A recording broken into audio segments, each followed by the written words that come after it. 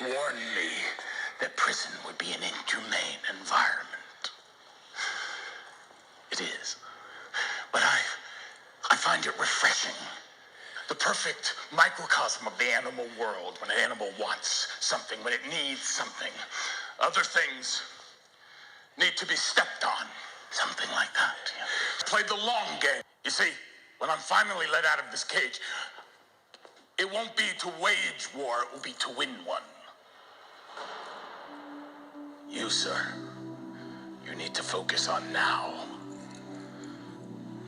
I've given you a chance to walk free, to put that gift of yours to work. If I were in your shoes, I would use this opportunity to find your justice, to kill your way to justice. And not for me, of course not, but for yourself, for your family, for them. Yo, ladies, gentlemen, and Reese's Pieces in between, this is your motherfucking boy. This is your motherfucking Spick. This is that dirty, fat, dick, nigga. SoulPapo again. And back at it again after, I guess, 2 weeks hiatus, after going week to week for a good, 7-8 episodes. I then kind of take a chill, I guess, during the fucking, what you would call the holiday season, that spending season, the Sunday fun day with the fam season that just feels like it's barely any time of, and then it's just back off to work again. And that's one of the shits that and I hate to bitch about my work because it definitely pays the bills and allows me to be able to maneuver certain living situations as it is right now. So it's not necessarily a terrible thing, but just a, you wish you could do more kind of thing. And I guess that those kind of feelings would come up more than ever, being at the end of the year, and you make those dedications at the beginning of the year, or your resolutions, as it were, to try to better yourself in whichever which way. But we have to come to this time of recall or reflection to be able to look back and to really, try to see how we can better ourselves and how we can try to fucking make shit better. Because I feel, especially after having little ones, that's just the shit that you want the most. You can give a fuck so much about personal desires, but when you need to be responsible for others, you feel the pressure a little bit more, and you won't understand that until you have more responsibility. Whether it's, someone dumping you with their nephew because fucking parents are either in prison or addicted to some bullshit, or just because you've met someone, they had some bundles of joys, and now you have some of your own bundles of joys on the way. You add into the, to the laugh factory of it. But either which way, once you see that, you open up your eyes, it definitely becomes overbearing. Or that sounds too bad. I mean, I said burdensome once, and I got in trouble for that shit. But I mean, that's just what it is. Anytime, and by human nature, we're selfish, and we look to, for our own rejuvenation or for our own health. We're just selfish. We're just selfish beings. You can fucking lick a lot of ass and give a lot to charities, but at the end of the day, there's just something about us that just as a necessity to live in the air that we grasp. I mean, we're selfish, and I mean, unless I'm just that big of a piece of shit. But I feel like a lot of people are too. So I try not to feel too bad. But I see that, I notice that, and once you can come to that realization, you can then move forward. I mean, it almost sounds terrible, not to say you can't be hopeful or that you can't be on the positive end, because I feel that's what definitely keeps us balanced. You have to be positive. You have to have a good, clean spirit, or else you are going to be constantly dragging, into the ground. And how they said biblically about being the creepy crawly things that pretty much roll on their fucking guts like a goddamn slug. Jar Jar Binks, fucking Jabba the Hutt, piece of shit. Yeah, gotta calm myself. I'm not trying to get that hype. And I might have lost the fucking what I say, but the past 2 weeks though, they've been a blur, and we get closer and closer into Christmas time. At the time of this recording, it's about a week before Christmas, or actually a few days away. So yeah, I'm excited about that.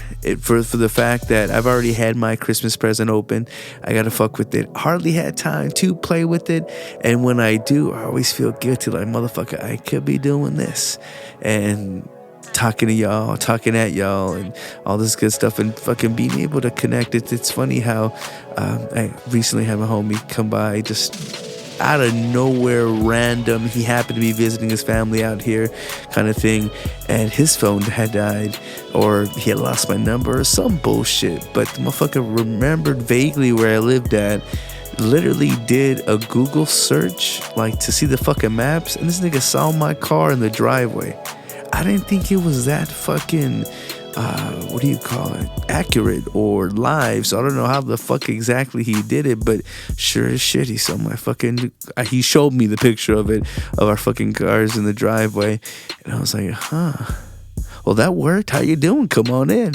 It had been dying to see him for such a long time, but I wasn't ready. I was on my belly fucking snacking with the old lady, happy to have the boys down taking a nap. Like, I was not expecting to see anybody.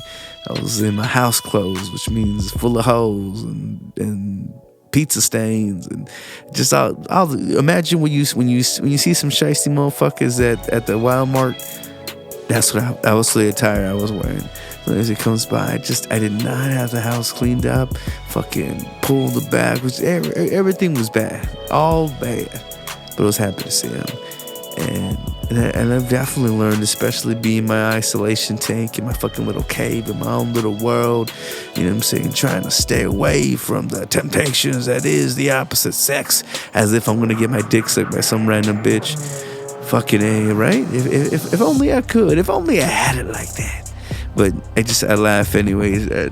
Just being able to see him kind of just really fucking rejuvenated me. It's like, man, I miss having friends. You remember some friends? Remember when you laugh with your friends and you smile and you laugh again with your friends? Oh, I miss my friends. And I felt so stupid being so excited about that. But it almost actually, it cleared up my fucking nose. Another thing while I've been away, while you've been gone, is fucking had the shittiest cold. And at first I was like, I always get mad because the oldest, he's about 5, he's in first grade, he's about to be 6 at the beginning of the year. Anyways, being in school, being a bunch of other booger-eating motherfuckers are obviously going to be bringing back the latest batch of communicable diseases. And this fucker brought me a head cold that hit the chest super hard. I actually almost went 6 hours without smoking. That's how fucked up it was. But anyways, just you make it, you go through it. Found myself having to get fucking medicine again and again. And the only time I ever fuck with some medicine or some kind of thing besides the natural medicine is usually trying to get that fucking severe cough and cold bullshit. So shouts out to that not fucking working and making feel like it does, or at least giving some relief into it. But yeah, they're that fucking winning. And 'tis the season for such bullshit anyways. So definitely mind yourself. And every time you see a crazy kooky person with a fucking face mask on while you're shopping, they ain't that dumb. And as silly as sometimes it would be, to have to fucking carry some latex gloves or bullshit like that, because it's just germs everywhere, yes.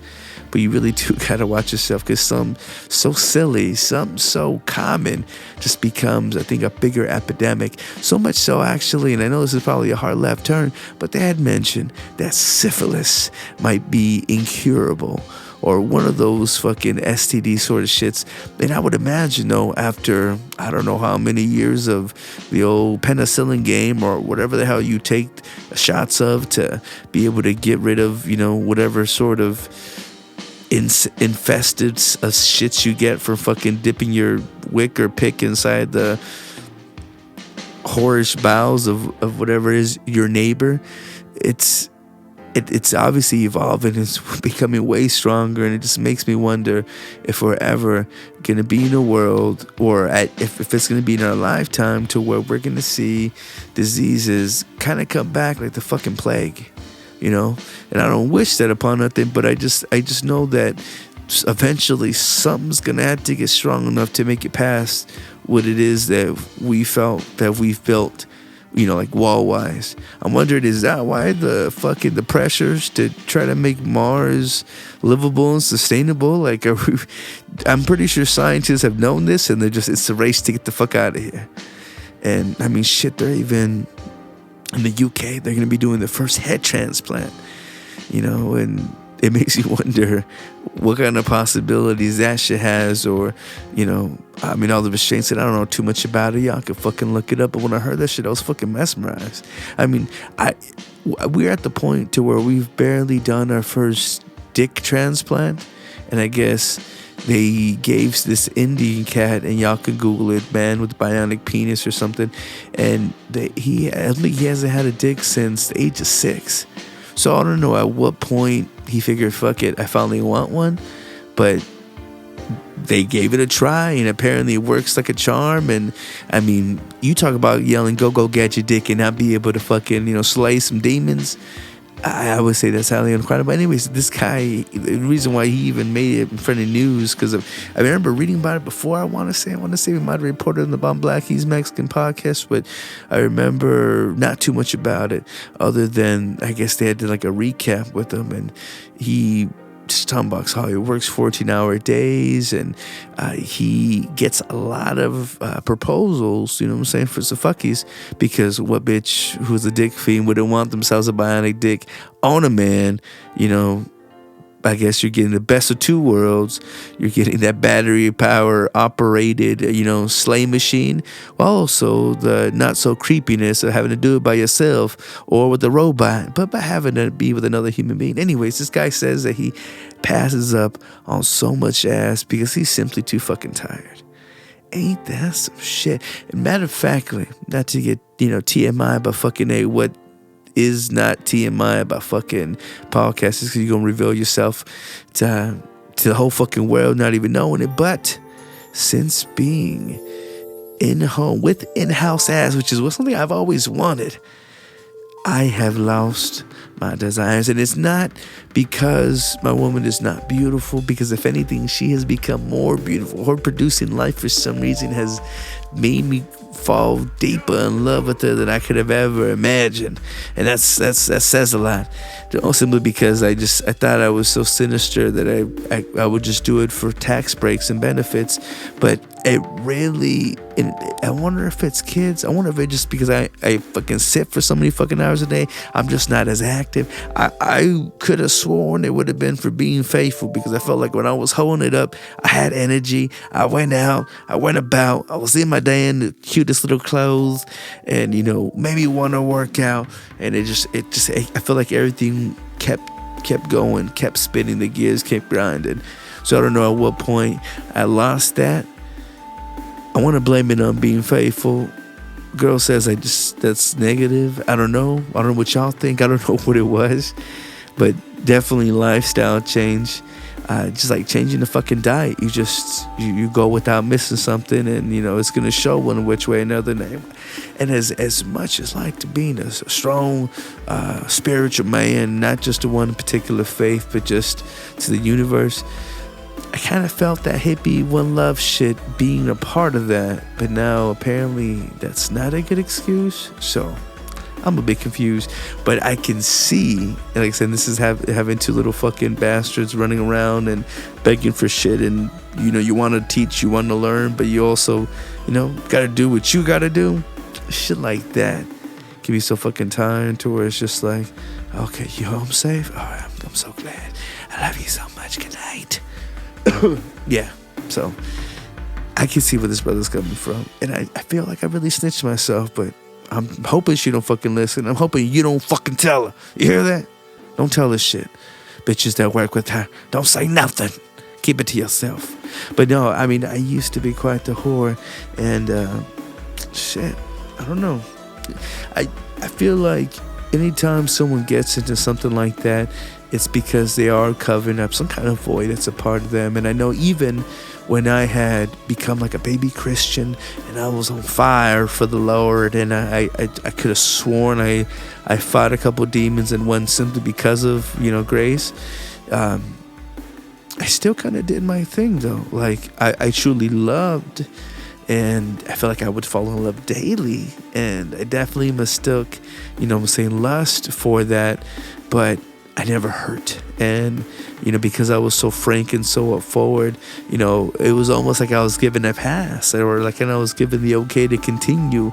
And everybody has this vice, and I would hope that priests and pastors aren't there fucking holding it up in the backgrounds, because you would want them to be as genuine as possible. But I was genuine as fuck, and I wouldn't say I was a player, but I crushed a lot, or crushed a few. I mean, it was really just me being happy, getting with whatever was a different spice of, whatever life I was in. And I think that's what kind of kept me going. She actually, girl, caught me up. She was, I don't know what the fuck, she had some bad dream. And I've been nothing but good, for the most part. But she had some bad dream about me creeping, it could be because she's pregnant, so she probably just feeling insecure. But I asked her, because then she started asking me about certain exes, and she knows about my güerita fascinations. And then she fucking asked me, she's like, well, how dark was the Puerto Rican? And I was thinking to myself, well, darker than I'd like. And she was just kind of like, well, why were you with her? And I think she was looking shit at a total superficial kind of way, because as much as we base shit on looks, and as much as we might have preferences, does it make sense that we don't always get what we want? Or that just because you have a preference doesn't mean that you settle? I don't know what that says about my character or how she summed me up as, but I was just, I really couldn't find the heart to say, I'm like, she was a bad bitch, she was definitely a whore. She showed me a good time, stuck around for a while. It's just like the typical story of your dumb bitch who's with some no good nigga that, gives her a good dick and he abuses her, and the bitch deals with it. It's the same situation, just, something kind of flipped around. And, at one point in your life, you're going to play the dumb bitch until you realize that, and you hopefully can evolve and move from it. And if you stick to it and you stick suffering for some good dick and or booty, I mean, you're fucking yourself up. There's no better way to really say that. And we do what we do for love, or for what we have feeling is our placement to it. We find ourselves in a situation putting our faith in people that we feel is gonna motivate, or gonna be able to accomplish the job. I mean, look at fucking Trump. I'm surprised I didn't mention that first thing going to the show, but this cat kind of has something going on that I can't really explain. I mean, besides the fact that he can dumb it down for people, that he can speak common spoken speak and make it to where you can understand, you can gravitate, you can ingest it, you can digest it, you have it become part of you, and whatever, you're able to take what he has and make your own opinion on it, whether you're talking shit saying he was being a buffoon. Well, I mean, check it out. That's most of the population, it seems like, because he spoke to majority of people. I mean, fuck, who won the popular vote? He swayed where he needed to sway. He won the race that he intended to win.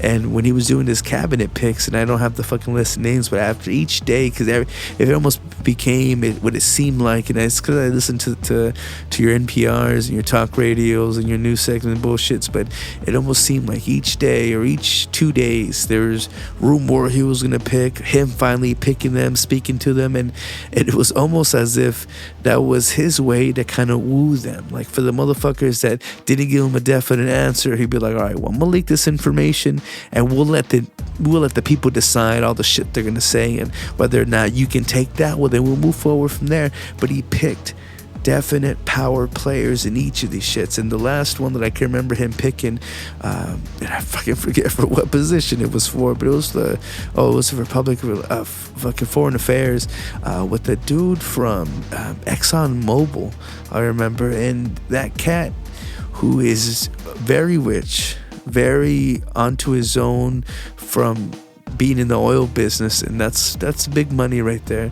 He's had relationships with these foreign countries, these European, countries that are world powers, making moves that have money. Obviously, you're going to do business with other places that have business or that can give business, and it's all about making money. You wouldn't be in business if it wasn't for the gain of more capital. Anyways, by him picking this cat, which, it's been a worry since the very beginning of the election cycle, or not saying election cycle, but just him kind of taking gears, him being a businessman, about him kind of doing things that are going to more or less be in his favor when it comes to, making certain financial decisions. And especially if he's in talks with all these other countries and, he has businesses that he wants to take claim there, like what's not to motivate or to have him use his influence in that same nature, which is totally understandable. Fucking A, if I was a businessman, I own these fucking businesses, and now I'm at this hierarchy of shit that gives me more power, then why wouldn't I use that to make my business greater? So there's a lot of back and forth about him going into a blind trust, him selling his businesses. He ends up fucking going to blind trusting, which apparently, I don't know exactly how it works, because supposedly he was going to leave his family to do it for him, as if they're not going to double check or have his best interests at heart. Like I'd imagine, especially with his, I want to say second to eldest son and daughter, they're very business savvy on their own. They do their own shit. They're on their own thing. I mean, it was even bullshit talked about when they're part of, phone conversations with other countries. And Ivanka's finance, that bitch can go wherever the fuck she wants. America, don't bitch her out or nothing. But she was overhearing some business with the Chinese or not Kuwait. What's the other? Taiwan. Because all that bullshit between Trump and China. This motherfucker holds grudges. So it was a big deal and kind of a big thumbs up to him when I was hearing him or hearing about him going, doing more business with Taiwan, which is a big slap in the face to China. And it just, it's just like kind of like that. Listen, when you come up, you're going to make a list of all your enemies, and you're going to naturally want to prove to them that you're better, and why the fuck not? You made it. You did what you had to do. Like, there's a reason why people put time in or do their grind so that, again, they can reap the benefits of it. So it's like, fuck, you can't knock that unless it's going to be against our favor. Just, you kind of have to respect it. So anyway, so his making those decisions, him making those moves, and I meant to talk more about the family. They know how he thinks, or they know what he expects. So naturally, leaving them with the businesses it's going to make it easy. It's going to make it easier. Okay, I can't touch these shits. And when he talked about selling for a bit, I was like, holy fuck, that's way too serious. No, that doesn't make too much sense unless he were to do some bullshit to where he sells it to family members for nickels on the dime, and unless they become greedy or fall out of grace, there's no way that he would lose on something like that. So it's just interesting how he did that. It's interesting the people that he's picking. There was even forget the cat who's doing environmental BS, which he apparently is one of those guys that's very against. He doesn't believe in global warming, and he has a way, and y'all can look it up. Y'all look up his cabinet picks. I ain't gonna do it. I'm just mentioning it, talking about it quite briefly. He's picking people that are either extremely dangerous to the position or damn near perfect. And in the way that the mixture of what that is, it almost seems like he picked a perfect casting. And even I was watching old clips of him on Oprah, and she was, this is back in the 90s, back when she's going through her transitions, and she's doing, it all seemed like fluff pieces back in the day, but she had asked him, would you ever run for president and all that bullshit and questioning. But one of the clearest things that he had said, he had mentioned not doing it, but he said that he knows who he would pick in order and what position to place. And I feel like, and mind you, and I say a lot of racist shit, and what I'm saying, and people might think I'm a racist prick, and a prick I might be, a big prick at that, but not a racist. Like I say this shit strictly just for satire, strictly just for talking shit, strictly just to be in character, and be the right wing to my black left, But Trump, though, he's just a smart guy. He acts a fool, but he simply, Bible has said about, watch out for the wolf in sheep's clothing, but you got to be cunning. You have to be, I forget how they mention what you're supposed to be. like a bird or some kind of shit that you could fly and, keep over eye. You gotta be observant. And be in the observance that I'm witnessing, I'd have to call him genius for that regard. Smart for just knowing what key people to pick. And I think as a coach, as an owner, that's great because it makes your job that much easier. If you can have a good team, if you're experienced enough or have networked enough, just been around to know who's good at what, why wouldn't you put them in that position? It's just to make you look better, and obviously it can also call in a favor, or it can also, pay some favors, which I imagine he's kind of doing. I almost feel like he's been around the block enough to where he's like, okay, well, look, I owe you in, so here, tag you in on this thing. It's up to you to make it work. If you fuck up, it's only you. But obviously it's more than that. It's way more serious than that. So it can't expect, it to be so breezy. But who the fuck knows? He makes shit look real effortlessly. Sometimes it looks fucking awkward, which is where I'm gonna mention his meeting with Kanye. So if we can do some kind of music news transfer, Kanye, he's been going crazy lately, right? Yeah, you heard about that. Fucking just from all the shits of his outbursts to calling people out to claiming and might damn near claiming some sort of insanity, might be even milking some insurance out of it due to whatever fucking kind of BS that the mental strain can be from the performances to being in the public eye, from damn near being a Kardashian, and that those bitches having views belong galore. I got really mad because I don't have cable. We got the internet. That's all that we need. So I can understand my girl watching the Kardashians and that. But this bitch is watching it through the Instagram. That upset me. Why would you want to? It better be a funny fucking caption for you to be watching those bitches. But no, it seemed like a whole goddamn episode. It upset me. I won't talk about it anymore, but Trump was meeting with Kanye, and Kanye just seemed like he was off his Lexapros. He was stone cold stuck. Like Trump just had his dick in him for the fucking Illuminati, fucking satanic ritual, and he just kind of came in, just waddled out, emotionless. They're asking all these questions. Here Trump is playing the daddy in the most sickening way, and kind of just saying, yeah, we're good friends. Known each other for a long time. Really good friends. Very long time. The way he fucking puts emphasis on shit. And then Kanye, after them fucking asking question after question, even throwing in there whether he's going for the 2020 presidential campaign, which coincidentally later on or some other time Kanye had put 2024, meaning he's not going to fuck with his 8 years because Trump is going to have it for that long. Like, goddamn. But anyways, he says, I just want to take my picture. So like, it was straight up a publicity stunt, and we expect nothing less.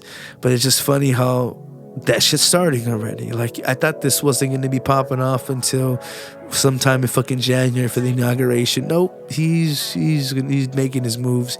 He obviously has his black influence, and I laugh because if any of y'all listen to the Drink Champs, Nori has been talking to him forever about being ambassador to something, having a hip-hop ambassadorship, or making hip-hop bigger than just a music thing. And by influence, I mean, I feel like it's gone way surpassed that, and he missed his train of being ambassador. But Kanye might actually get that chance, which is funny and kind of crazy in a way, because we're putting clowns, performers in these possibly important positions. And I don't know, it's funny, man. It's super trolling is probably what I would say it was the most. But we ate it up though, and people were going crazy, just speculating and fucking wondering. But I mean, I feel like, and this is the most craziest part too, kind of going back to how stone-faced he was. I feel like this was Britney back in 2007. The bitch shaved her head, she went crazy, bitch came back a robot. So who knows what kind of shit, they had on Kanye. And when he went loco, who knows what kind of, I don't know, there's big money behind these people. They're very influential. There has to be ways to control these people. Like, there really has to be. Kind of how, throughout the election process, or when they're running for presidency. Like, Trump very strategically played the fool and was very outlandish, but it almost seemed like second debate, or maybe just once it became, the final, countdown shit with, him and Hillary, that there was like finally a click. And that click is what fucking seemed like, holy shit, like he's changed it up because he knows he's reached a certain checkpoint. The speculation, it might have been the control or whatever the puppet Geppettos are, and the spear kind of pulling the strings, but when that shit had popped off, it was quite noticeable.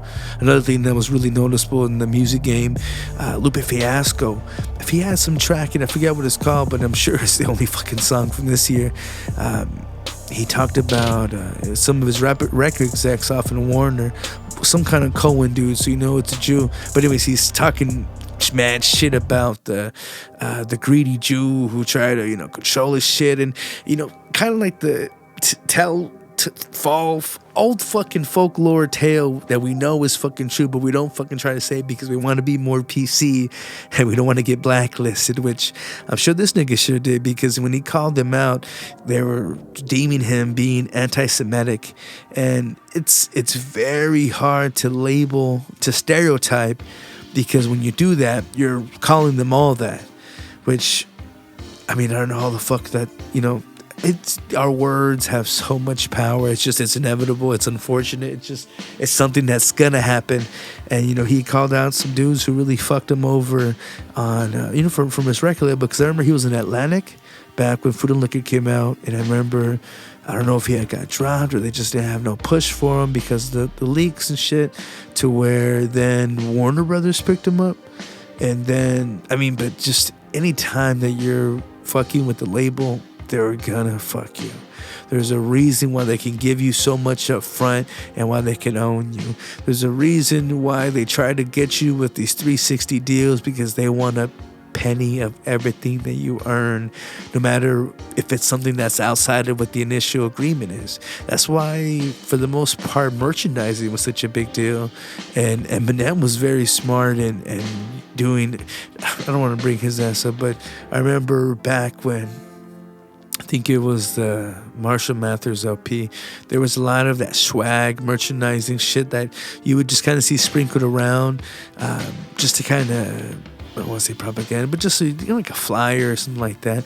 He had like barf bags, and I think he had condoms and fucking the little toilet treatment shit so that it didn't smell when you go to the urinals. He had those things. It's just a lot of just out there products, so that once again you're advertising. You'll definitely see with fucking realtors doing shit like that. But once they put their once the label can take your money from that, then it kind of makes having a tour much more of a slave ship, because once again it's no longer you making more money, because being on tours mainly where most artists would make their money, because it all go towards production and publication and marketing and just all this bullshit, paying off the radios, all this shit that once again takes money out of your pocket. So the touring part, the merchandising part, usually one of the biggest things that you would earn.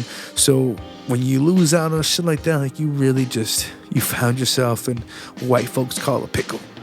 And you're fucked in that situation. Another situation we're just really fucked in. I don't know how true it is, and I don't know how the hell they even got this footage, but there's studio footage of CeeLo the Green Machine, which is one of my favorite singers, that truly became one of my favorite artists once he developed Gnarls Barkley with, was it Danger Mouse? DJ Danger Mouse? He changed his name, but that shit is where I really discovered, like, fuck, man, this guy can wail.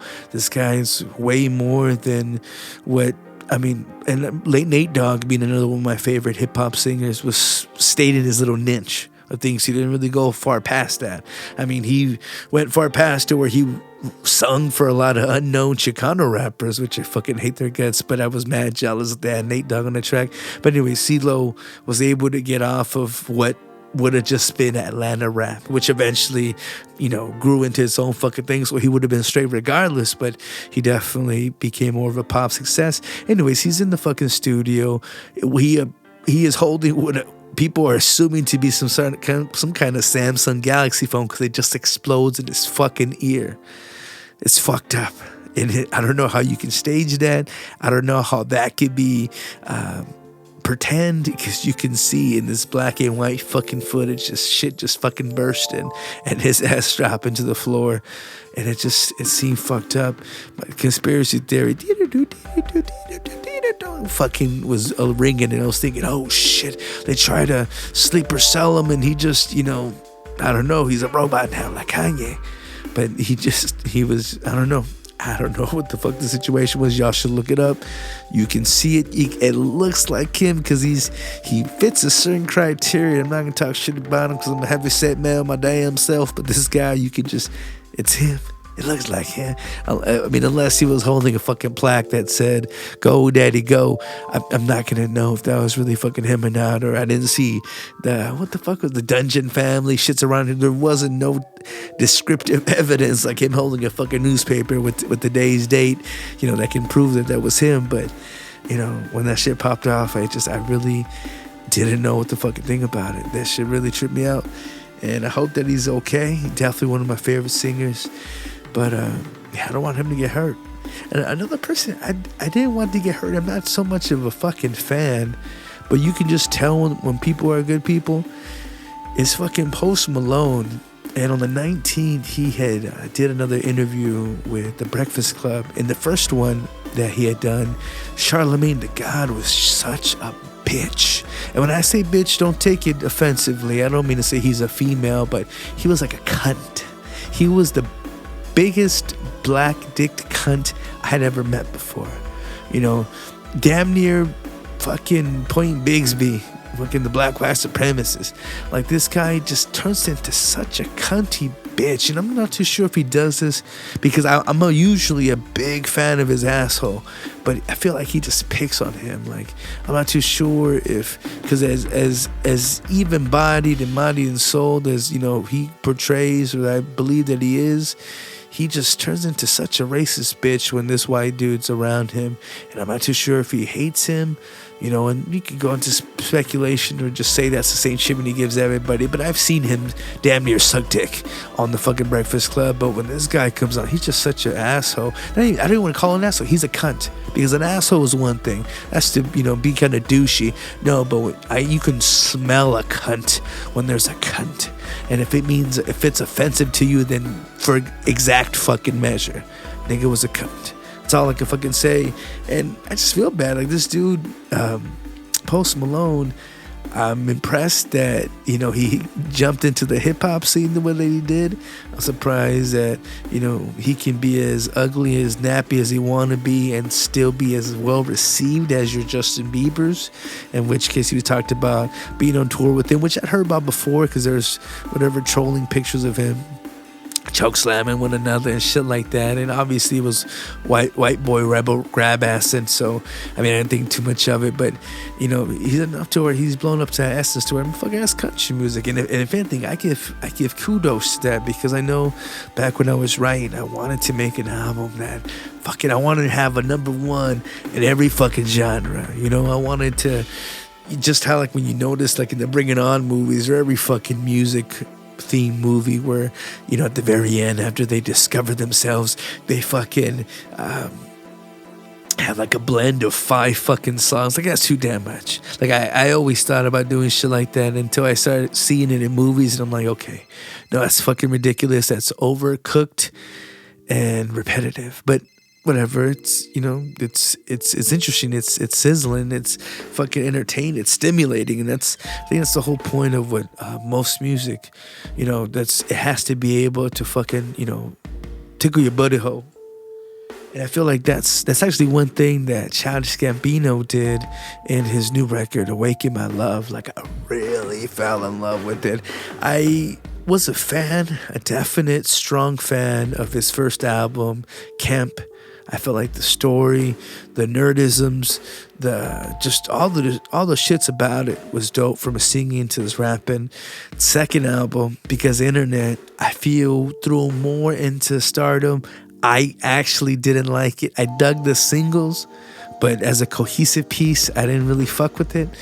In fucking Arizona Verse, this motherfucker is still in his rotation, as he had mentioned to me not too long ago. But to me, this third entail is the shit.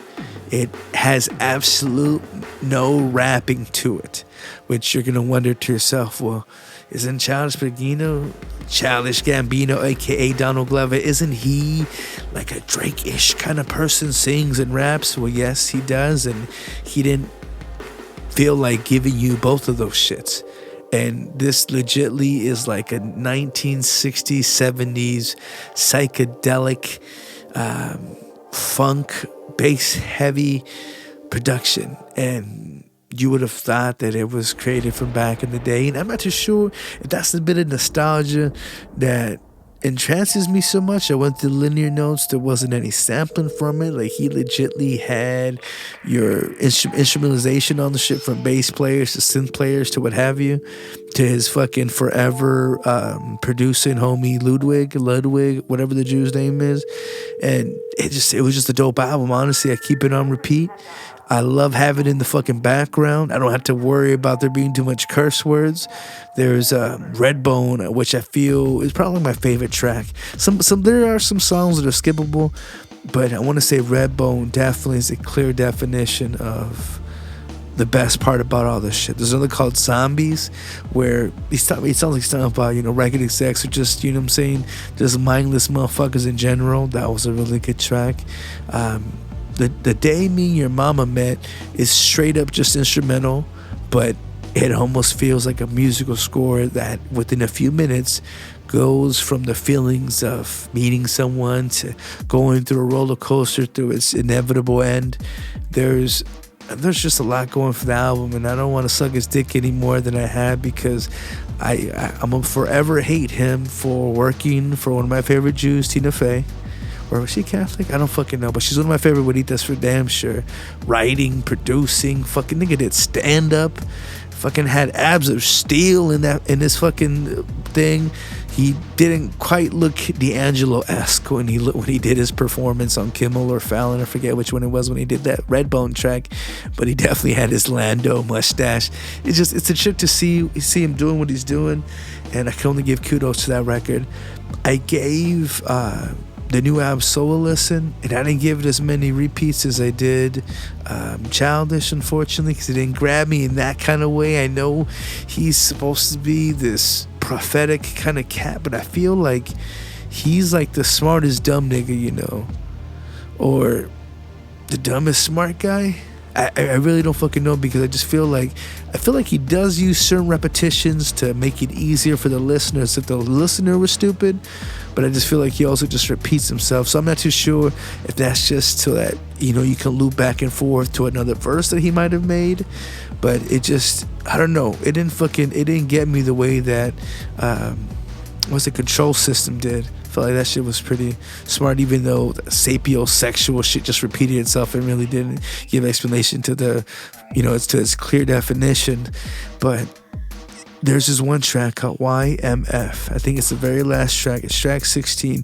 I don't exactly know what that shit stands for, but in the fucking song, he just pretty much lays it out for a bitch and says, I'm a cheater, I'm a liar, It was very confessional, and it fucking made me feel some kind of way. Like I almost want to bump it, but it's like, I don't want to call myself that. I don't want to call myself a devil in disguise. However, that is what the demon does, though. And I know I've had a lot of experience, or a lot of fights and battles wrestling with my fucking demons, with my sadness monster, and just a motherfucker that doesn't want to let go of selfish ways. So that song really made me think about that, really made me reflect on that. And it feels, like he says in the song, and as we've heard before, and as the old saying goes, like, the truth shall set you free. And it's a motherfucker, like, no doubt. So it almost kind of makes me laugh too, because we really don't know where something's going, where it's been, or anything like that. And it's funny how what desperation would do when we're trying to figure this shit out, and kind of the things that we seek in order to figure it. There's always been something creepy about fortune telling to me, and I've been very curious about it, especially because an ex-lover of mine, she told me that she had saw one, before we kind of got together, or we're fucking around, but just, not living together. And she had asked, about our relationship, and that they had told her that I was going to be with the former lover, or that I was going to fall in love with someone else, someone from my past, which always made me curious because, I was kind of a dog, and I was fucking around with some of my other exes. So when she had told me this, and this is after shit had went down, and we're separating, and I asked her, like, did they say who exactly? And she just got so pissed at me, like, motherfucker, it wasn't for you, it was for me. And my dumb ass listened, and that. So I laugh because I know, just like in Zodiac Tales, we want to believe all the good shit, and the bad shit we'll just regard it as, oh no, well, that's stupid. So it scares me on what it would fucking tell me, because whether or not, whatever the reasoning or answer would be, like, can you accept what you're about to hear? And if it's something that's not in your favor, I mean, you can't really erase it. You heard it. It is what it is. But anyways, fortune telling's been going on since the beginning. I mean, the Bible, the Christian non-denominational version of it, states that it's evilness, and I feel like that it is in a way, but then again, so is other spiritual blessings that we get. Just how some people get the power of discernment, some can speak tongues. I mean, isn't it only natural that some can speak with the other side? So it made me look up other, ways that it kind of took into play. And like I said, whether or not you believe in it, fortune telling is one of those things that just naturally has a bit of creepy feel to it. Someone is explaining you in order to try to predict your future. And picturing, fortune telling, we often imagine like a funky lady, examining your palms, reading some tarot cards, saying bombo glad for your tarot card reading. And as it turns out, there's always been real interesting methods, throughout history, and one of them was chicken divination. The ancient Romans would use chickens to help predict the outcome of battles. Priests would scatter bird seeds all over the floor and let specifically trained chickens go eat. It was said that if chickens were enthusiastic and ate the seeds with plenty of excitement, it meant that the Romans would enjoy success in their battle. Another one was bone divination. Bones had been used all over the world throughout history in order to make predictions. Like in Africa, the Zulus would examine the patterns of bones that would tell the fortune of the people. And in China, any questions people had were often carved or painted onto animal bones, and the bones were then thrown into fire until they cracked. And the patterns were then interpreted as the answer to the question. Now, there's actual divination with bread, and I don't know what it is with just the spreading of shit, but in the world of fortune telling, I suppose bread isn't all that weird. However, back in the day, bread was used to help decide whether or not someone was guilty of a crime. Suspects of a crime would be fed a special bread that was blessed, and if they were innocent, nothing would happen. However, if they were guilty, they may experience like stomach pains, or they'd even choke on the bread. I mean, funny enough, sometimes if you thought the bread tasted bad, you were considered to be guilty. It is commonly believed that judges would poison select pieces of bread in order to ensure that certain people were found guilty, so like you're fucked regardless. Another one is gastromancy. And fucking believe it or not, but fortune tellers claim to be able to tell your fortune based on the sounds that the stomach would make. That it was hunger, it was either made by indigestion or hunger were actually the sounds of the dead, and that making noises meant that they were somewhat possessed. And if I be farting the way that I do, then that kind of scares me. God bless. There's divination by pearls, otherwise known as the Margaritamancy? I don't know, but this kind of divination took place in ancient times by people who believed that pearls are magical. A common method of the Marigomancy included the heading of a pearl in a cast iron pot while names of suspects were read out loud. And the name that was called while the pearl began to twitch was like the name of the guilty party. Now, Big divination was by human sacrifice, and this is kind of point blank being to the dedications during the show, otherwise known as anthropomancy, and as the form of divination is certainly the most cruel, and ancient cultures were said to have based predictions off of a direction of blood flow. As it left the body, the volume of sacrifices, screams, and then even the direction in which victim fell to the floor. Now, there was other divinations by mouse, and mice were used as some ancient cultures as a way of predicting impending doom. Fortune tellers would examine their squeaks, movements, patterns, and things that they would gnaw at in order for the prediction of the near future. There is also divination of, jeweled rings. So divination by jeweled rings typically require like 7 rings, so some pimpans, one for every day of the week. They would be needed in order to make the different materials. Though it isn't clear exactly how the rings were caused, they'd assumed that a ring was suspended over the board of letters, and each letter is touched with a message similar to the Ouija board.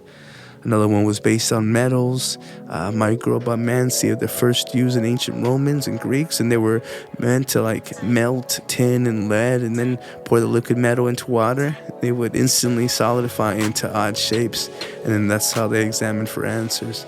For the most real one, this one I was waiting for, is divination by poo. That's right, poo. Plenty of ancient cultures used to examine poo in order to fucking make the proper, or in order to answer from the beyond. None took this more serious than the ancient Egyptians. They examined feces as well as dung beetles, and marks made by the beetles as well as their movements and mannerisms were often used to help get answers to whatever questions they had. So that whole saying that ain't no bull, it's shit, is correct. See, it also makes me kind of wonder too, like what is meant to be, and there's really no stopping. Even if you try to fucking make a turn, I feel like the universe and the agents that work within it will make a fucking glitch in the system and will make it right. It almost kind of reminds me to where, like, there's a certain point where, man, I did everything within my power to cheat. The universe would just not allow it. And I think it's because, Laura's a female. But I came across a couple stories of like real creepy, glitches in the Matrix system kind of stories, and in the stage whether we live in, these 10 stories definitely fucking prove it. So there's a guy in a relationship with a woman named Susan, and she had a dream that he cheated on her. Now, in his dream, he was having sex with his ex when he looked over and saw Susan standing outside the window crying. He forgot about the dream until a few days later when Susan said she had a weird dream a few days before. She proceeded to describe the exact same dream from her viewpoint of a view through the window. So it almost seems like fucked up, like he did his damnedest not to do the damn deed. And for that I'm pretty sure it bit him in the ass, because I get in trouble for dreams that did not happen. So yeah.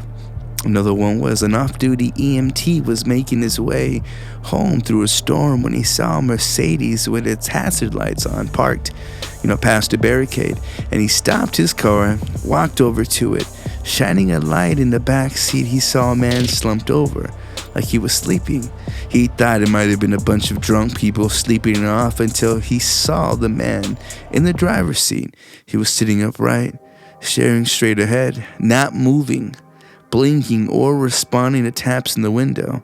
The other passenger was slumped forward on the dashboard. Fully creeped out, he walked away to call the sheriff's department.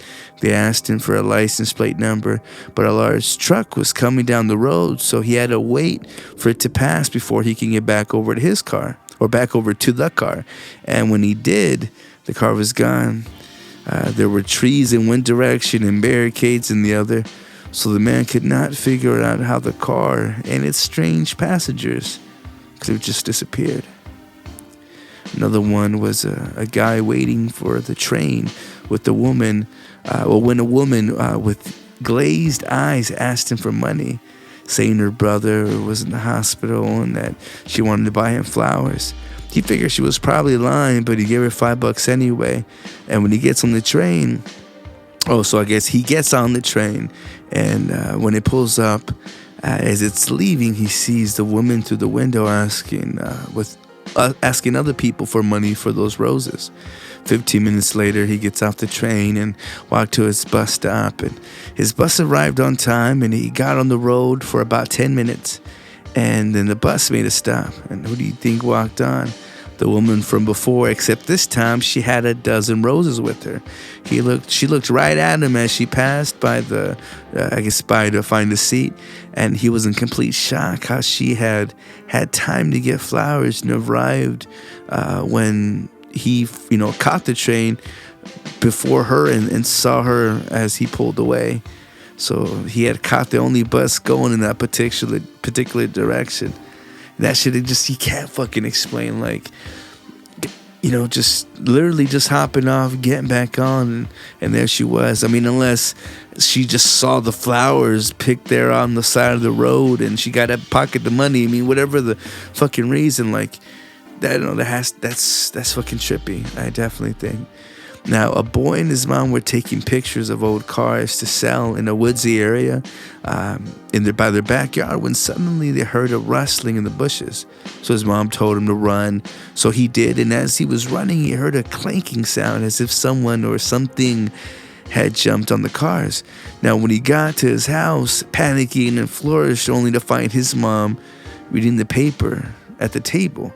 And he asked his mother about it as an adult, and she says that she remembers having cars in the backyard that she sold, but she doesn't remember the incident happening at all. Another one, a guy was riding in his car with some friends on the way home from a road trip. He told his parents about 25 minutes away when they called, and shortly after they went around the bend and saw a full moon and its reflection in the lake below.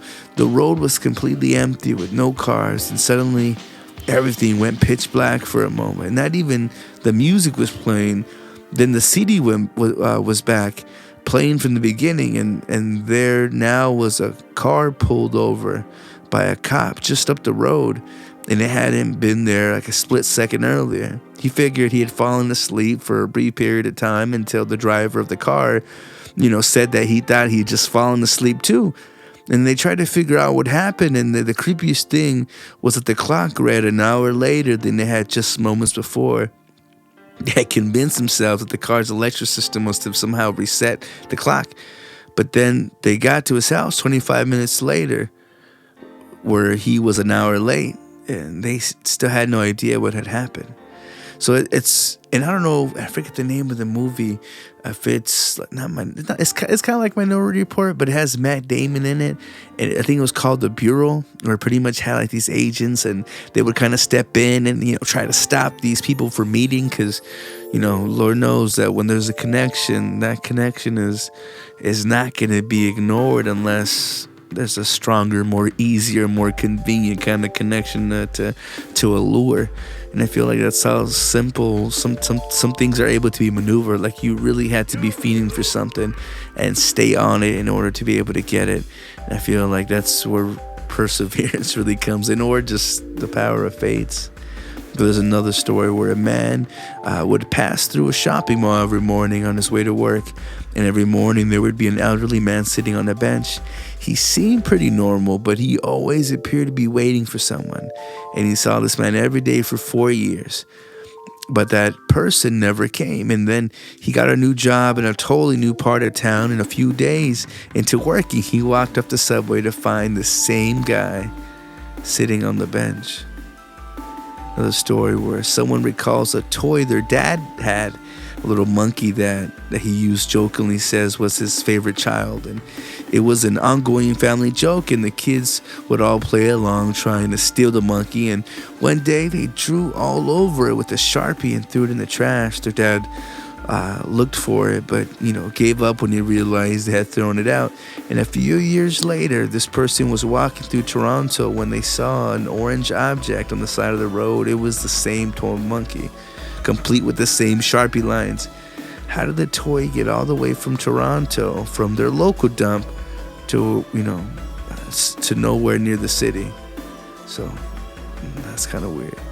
There's another story of a man who walked in the kitchen of his job one morning and no one was there. Usually they'd have a buffet of eggs and bacon for breakfast, so it wasn't strange that there was a carton completely filled with a dozen freshly boiled eggs on the table. So he grabbed one, walked over to the trash can to peel it, walked back, and then he froze.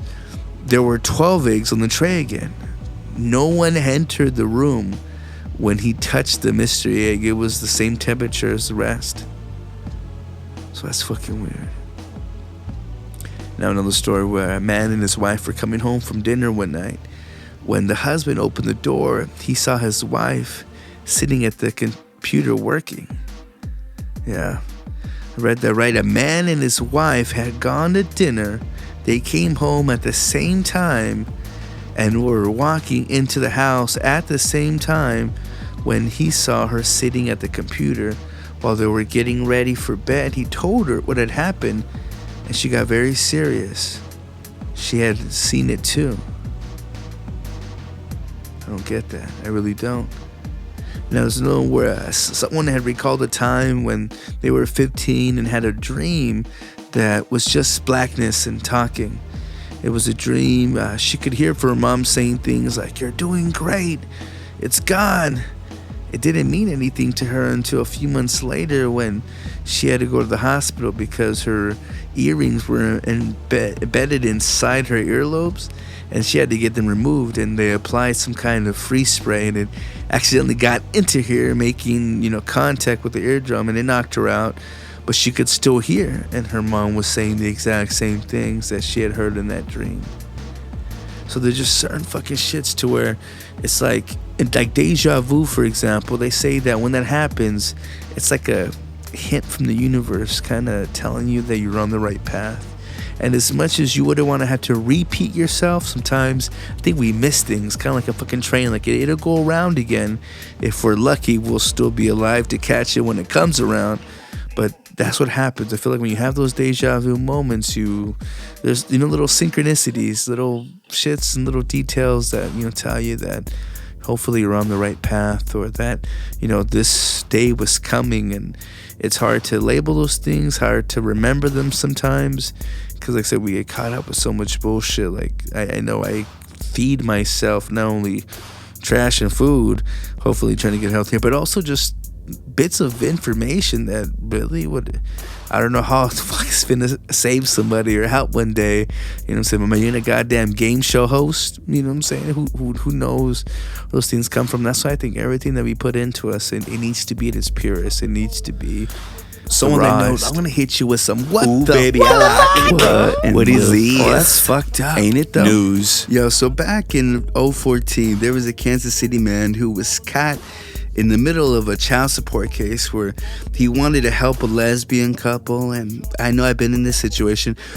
So he made a donation of sperm nearly 5 years ago. Now, instead, he may end up paying for his action. Now, a judge ruled that William Marotta must pay child support, even though he says he signed documents waiving his parental rights. Now, a Shawnee City District Court Judge Mary Mativi said on Wednesday that Marotta failed to conform to Kansas law, which says a licensed physician must be involved in an artificial insemination process.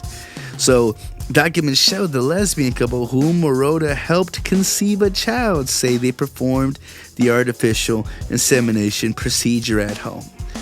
That sounds like to say that he fucked one of them bitches, got them pregnant, and it was the end of the day with that. Now, he was saying that he was just, so the story begins apparently back in 2009. There was a Craigslist post where he noticed them advertising this Topeka couple seeking, donated sperm. Intrigued by the ad, of course, he delivered these cupfuls of sperm for free to the women, gratis, as they say. And one of the women gave birth to a daughter in December 2009. Now, he donated this shit. It was all well and dandy. Apparently, he gave cuffs. I don't know how that would have worked or what the interview process is to be able to pick someone. He's not the prettiest looking guy, so I wonder if he had really cute baby pictures or something. But no doctors were involved. And apparently that's the one statute here, is that by law it had to have been done through a physician. You had to pay thousands of dollars, and that's what made him waive off his rights, because apparently they said there's a law that goes according to it. Now, later on down the line, the two lesbians divorce. The one, I'm guessing it was the dyke, that bitch split, just like a regular fucking man would, I suppose, trying to keep to those attributes. Anyway, she fucking dips. The other bitch who got stuck with the kid wants to have fucking what is it called? Holy shit. How am I drawing a blank at this very fucking moment? This bitch wanted some child support. But just recently, a few days ago, after years of fucking going back and forth, they finally the ruled that he doesn't have to pay. And like in one aspect, I'm thinking, well, if you fucked someone and y'all came to the conclusion, the decision to have a child, and you're responsible. But when you're just donating shit, like, ain't that fucked for her to come after your ass only after the fucking dyke split? That's fucked up, ain't it though?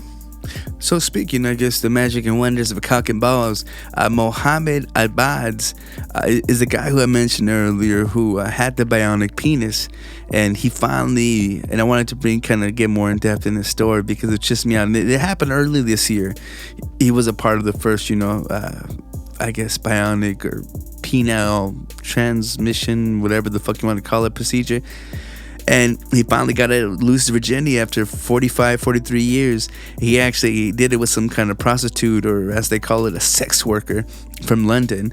She was someone famous, and I'll get down to her name. But he had, I guess she charged like 100 and some euros an hour. But pretty much because she found out this was the guy, waved it for free. And apparently since that article, he's just been getting hit up constantly. Apparently he's had up to 50 sexual offers from intrigued women, wanting to see what that dick do. And I just started laughing that after, spending like 70,000 euros and going through 121 operations in the span of 4 years, now after having a dick and fucking loses his virginity, which unfortunately they weren't able, with all the technology, they still weren't able to get him to, I guess, to create sperm. But he's retired to use his dick. Actually works his 14 hours and but he's still apparently looking for a wife. So all you hoes that want to, jump that go gadget dick, just be ready. Ain't yet though. Ain't time for that. What is this? That's fucked up, ain't it though? There's another story. Speaking of balls, and originally used to just smooth out frown lines and crow's feet, it was never going to be long before Botox is taken into other parts of the body. Well, whilst usually associated with the frozen faces of women, it's now men's getting in on the Botox action, and it's not just for their faces. Now, men are now having Botox, the neutral toxin drug that temporarily paralyzes muscles, injected into the scrota. That's right, boy, the balls. I didn't think it was going to be like this, but the man's story about getting testicles stuck in an IKEA chair. Oh, wait, no, it's into something else. Although it sounds bizarre, doctors predict that treatment in these so-called scrotox is going to become more popular in 2017. And I'm pretty sure that's from the help of fucking our president-elect. New York-based plastic surgeon Dr. John Mesa has performed scrotox on 15 men in the past year alone. Although he calls the procedures ball ironing, the effect of scrotox is much the same as regular Botox, or ironing for that matter, the removal of wrinkles, and the effect lasts for about 4 months. So over time, testicles develop wrinkles due to the changing temperatures. When it's warmer and the scrotum relaxes, and in the colder conditions they contract. But as well as soothing the skin, Dr. Mesa explained that the scrotox allows for testicles to hang down further and appear bigger, which is another attraction for many men. Now, that's one thing that I don't fucking get. Like, I'm not too sure. Like, to have that shit, like, it never seemed to me like, oh, you have bigger balls, you're badder. If anything, that meant like you have more sperm buildup, and you're not getting your proper ejaculation. Like, I would have never thought as a feature.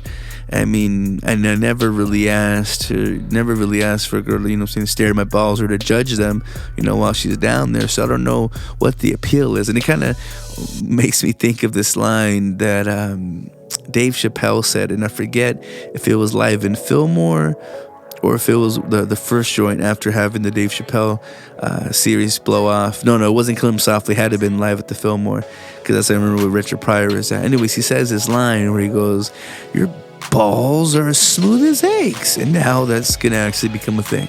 The What is this? Oh, that's fucked up, ain't it though? Alright, so I wanted to whip it out really quickly just to shit on my fellow man one last time before moving on to the ladies.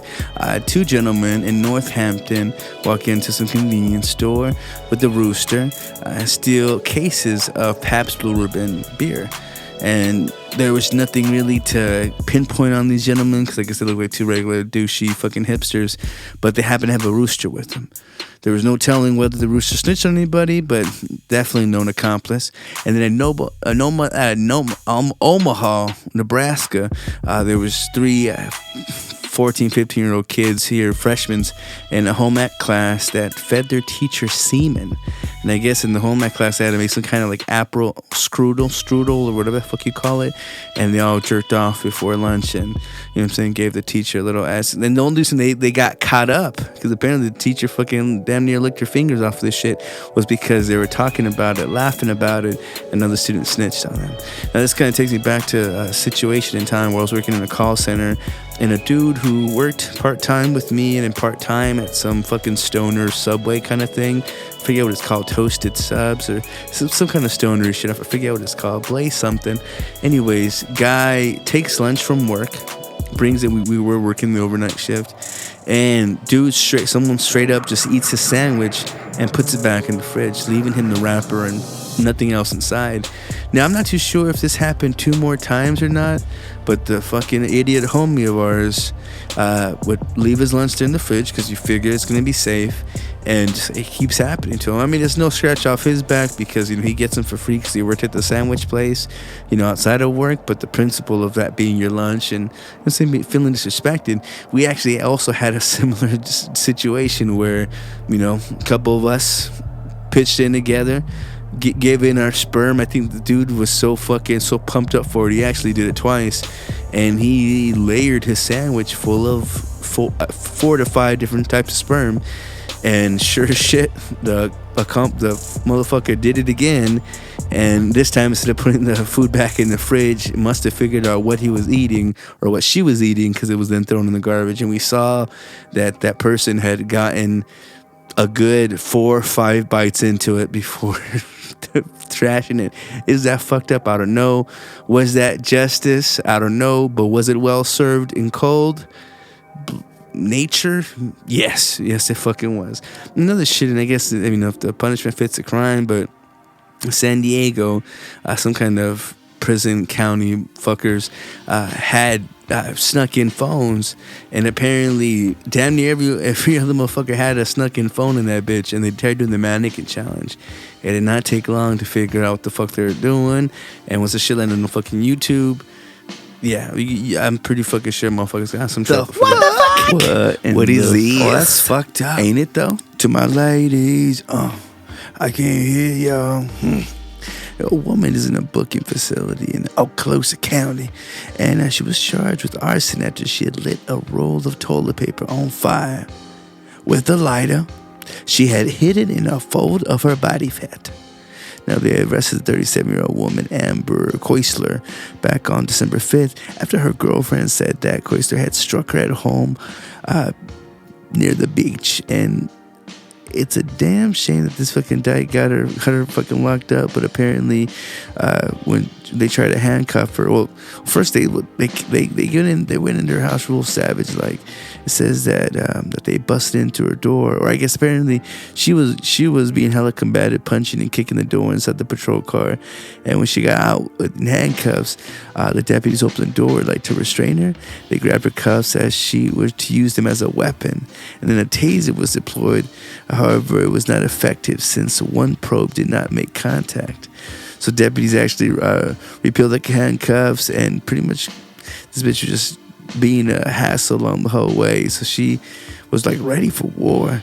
Anyways, a short time later, the deputy smelled smoke and thought it could be like a result of electrical fire. And I'm not too sure if they were gonna not do shit, thinking, okay, well, these bitches can burn for a little bit. But they took their time, and anyways, they started evacuating prisoners and discovered that she had a set of a roll of toilet paper on the inside of their cell. And apparently they have video surveillance revealed that she had concealed a lighter in the roll of her body, and actually in the body fat in her ass and her buttocks. And she used it. When she retrieved it, she busted out the lighter and pretty much started the fire. I mean, no one was injured, but she got caught up. What the fuck? What is this? Oh, that's fucked up, ain't it though?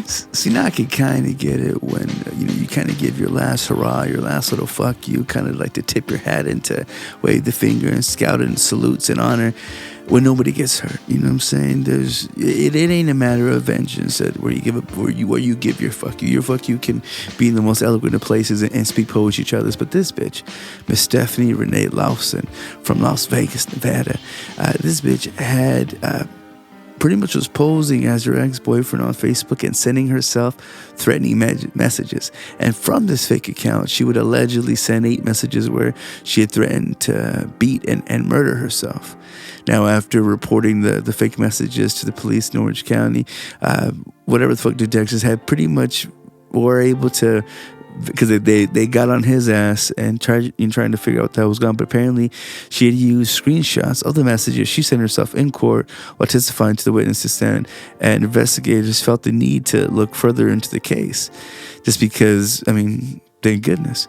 Anyways, that and it shows on here just her kind of going back and forth. But the one good thing that came from that deciding factor is that they acquired the warrants to search 13 mailable and through Facebook, and they're able to actually go through it. So luckily the charges against her ex fucking were dropped. But the fact that this bitch would fucking have the time, have the audacity, and I hate when people just do that in general. I've seen it. Some of my closest homegirls it would show me just how they would fuck with their dude, and it should be no question as to why I really don't mess with that shit, and why truly it's been as a trap house and also as everything that trap house entails, from its fucking fiends to its pimps to its abusers. It's meant to get you cut the fuck up. Fuck this bitch for doing that shit. I'm glad. What is this? Oh, that's fucked up, ain't it though? All right, so I want to be able to mention, just to wrap it up here with the ladies, that there is a brand new product out there. All the rage. Everyone's buying it up this Christmas. And it's from Nordstrom. You usually see very beautiful clothes, jewelry, and handbags. And they're trying to sell a rock for $85 that comes in a handmade leather pouch. I don't know, and this is the description, by the way. I don't know if it's a paperweight, a conversation piece, a work of art.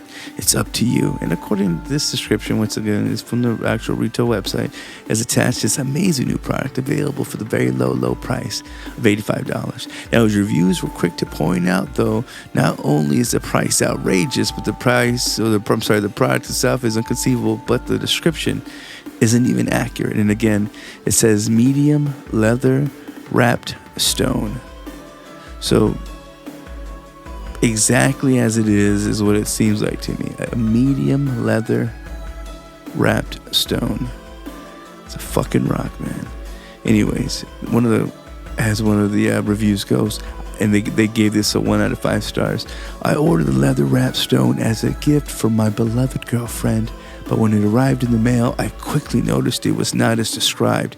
It clearly states that the stone was handmade, but upon inspection, one could easily discern many markings from factory machinery. I had it returned so they could ship me an authentic handmade stone. The leather was alright, so I kept it, and I found an organic GMO-free substitute in my garden to replace it while I wait for the new one to be shipped in the mail. Another one gave it 5 stars, and that is at its heading, and it said, "This is the perfect holster for your slapping stone. Even comes with a backup. It's a little pricey, but the sales lady told me the rock was made by hand. That's got to be difficult." Another comment labeled, "Great craftsmanship, but no instructions." As I have to, in this how the article or the review reads, has to say, "This is truly a beautiful product, but I had to send it back because there aren't any doggone instructions. I even know how to turn the flipping thing off." I said, I don't even know how to turn the flipper thing off. I know you millennials know how to do all the new techno stuff, but help some of us old guys out, would you? Another one said, chose this over food. As a single mother, it's often difficult to put food on the table for my 5 children. However, when I saw this piece of rock, I couldn't help it but to purchase this item. Yes, one of my family members will not eat this month. However, I have a piece of rock. The leather pouch wrapping the rock just as an added bonus. I can't believe this rock is made by hand, too. I always told rocks were made through thousands of years of erosion. Guess I was wrong. This goes to show how flawed our education system is. All of my children are homeschooled for this very reason. I would definitely recommend this piece of rock to all my friends and family. And one of the funnier shits, because just to kind of check on it, I wanted to see if there's any new reviews, and this one I think was probably the best one. And it is titled Perfect, Just Perfect. I was so psyched when I saw this online because I immediately knew this is going to be the star Christmas gift for my 6 and 9-year-olds.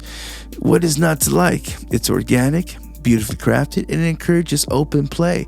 I was only worried that they might fight over it, so I ended up getting 2, and they complemented each other wonderfully.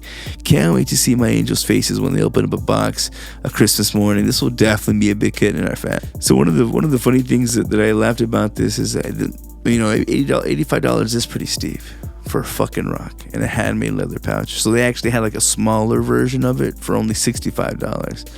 So that was thoughtful of them. Anyway, so this next person priced, and this is what I was thinking too. Dang, you picked your snotty sister-in-law for Christmas, whatever those little things that you do, Secret Santas or purple elephants or some shit. And he goes, this is the perfect gift for someone who deserves a lump of coal. Obviously this would be rude, but luckily Nordstrom's has the item coal in disguise. You would rather buy coal, but this is the gift that says I don't really like you. Someone else wrote, did you know when a male penguin falls in love with a female penguin, he searches the entire beach to find the perfect pebble to present to her, and when he finally finds it, he waddles over, places the pebble right in front of her, kind of like a proposal. Hipster rich white bitches, that demographic, the shit that they try to sell you. What is this? Oh, that's fucked up, ain't it though? News. All right, so in the realm of giving, because that's definitely the season that we should be in, it shouldn't be of selfishness and all the rituals that they did back in the early days of the, what was it, Klanta class or whatever, when the orgies popped off and the Greeks all they did was fucking and feast for a whole month. And as awesome as that would be for those that are in actual relationships, give the gift that keeps on giving. And you know what I'm saying? And if she's begging for a vibrator because she's faithful to your ugly ass and you're too damn lazy to give her any fucking dick, then go on and get her that present. But definitely know that fucking orgasms are great, and there's definitely no denying it. However, there's really only great when we are ready for them and trying to achieve them. And for some people though, they just sort of happen out of nowhere, and I'm having a hard time, pun intended, deciding whether or not it's a blessing or it's a curse.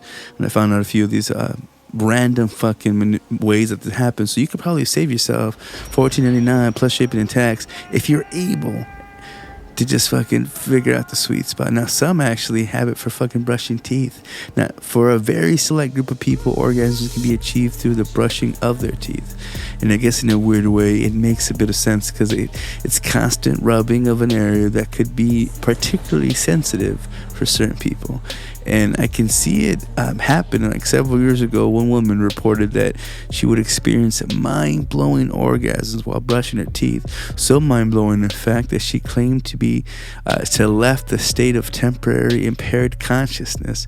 I mean, come on now. After every meal of the day, breakfast, lunch, and dinner, and possibly a few snacks, Jesus. Some motherfuckers actually achieve it from yawning. Now, when on certain medications, people can actually experience odd side effects of mind-blowing orgasms when they yawn. Imagine seeing someone across the room let out a yawn and you just start just fucking start twitching. And actually, one of the first times that I ever seen a seizure, it really freaked me out. This bitch was some kind of pandemic, some bullshit disease, And she was giving me head, so I started taking pictures. I had the fucking flash on. The flash fucking freaked her out. She damn near went down to bite, because I remember that's what happens when they fucking bite.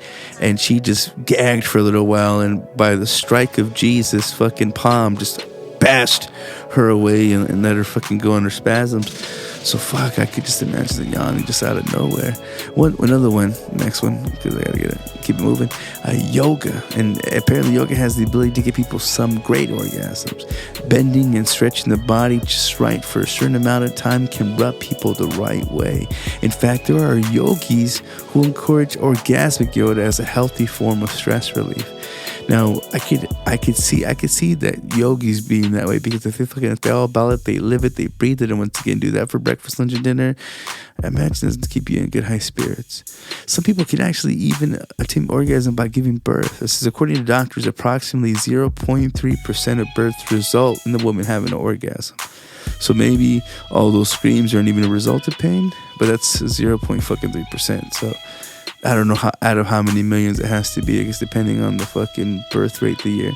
Another through a brain chip. It goes, scientists have been working on developing a chip that can help you achieve orgasms. The chip is supposed to have the ability to not only stimulate your nerve endings, but to also record and replay sexual experiences in your head. And that's just fucking fancy. If I imagine shit ever being to, I don't know if it was Total Recall or Judge Dredd, it was some fucking movie with the Sandra Bullock and Stallone. Matter of fact, I think they were together in it, and they put like some kind of mind device on, and I really feel like that's eventually where shit will go to, especially if virtual reality becomes the way that it is.